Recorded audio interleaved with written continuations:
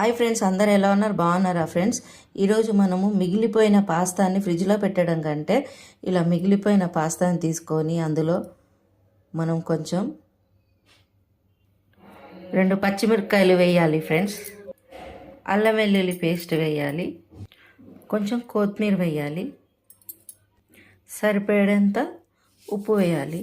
ఇది ఇప్పుడు మనము దోశ బ్యాటర్ లాగా రుబ్బుకోవాలి ఫ్రెండ్స్. మిక్సీలో ఇలా దోశ పిండి బ్యాటర్ లాగా మనం రుబ్బుకోవాలి ఫ్రెండ్స్. ఇప్పుడు స్టవ్ పైన పెనం పెట్టి బాగా కాగాక ఇప్పుడు కొంచెం ఆయిల్ అప్లై చేయాలి ఫ్రెండ్స్.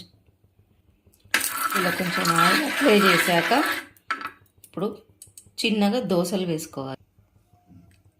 చూడండి, ఇలా దోశలు వేసుకోవాలి. మరీ సన్నగా పోసుకోకండి ఫ్రెండ్స్. ఇలా కొద్దిసేపు మగ్గనివ్వండి. ఇలా పైన కూడా ఉడకాలి కాబట్టి కొంచెం మూత పెట్టండి ఫ్రెండ్స్. మూత పెట్టి చిన్న మంట పైన ఒక 5 నిమిషాలు ఉడకబెట్టుకోండి. ఇలా 5 నిమిషాల తర్వాత చూడండి, మనకు మంచి దోశ వస్తుంది ఫ్రెండ్స్. చూడండి, ఇది మెల్లగా టర్న్ చేయాలి ఫ్రెండ్స్, తిప్పాలి జాగ్రత్తగా. చూడండి, అంతే. చూడండి ఎంత బాగుందో కలర్ఫుల్గా.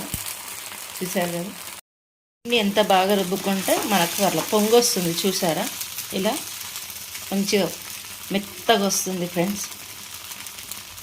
చూడండి, బాగా కాలిపోయింది ఫ్రెండ్స్. ఇప్పుడు మనం ప్లేట్లోకి తీసుకోవాలి. చూసారా, వేడి వేడి పాస్తా దోశలు ఫ్రెండ్స్. చూసారా, మిగిలిపోయింది. మనము వేస్ట్గా ఫ్రిడ్జ్లో పెట్టకుండా 4-5 రోజులు అలా పెట్టకుండా ఇలా వేడివేడిగా మార్నింగ్ పాస్తా చేస్తే ఈవినింగ్ దోశలకు చేసుకోవచ్చు ఫ్రెండ్స్. చూడండి, ఇది దీనికి చట్నీ ఏం అవసరం ఉండదు.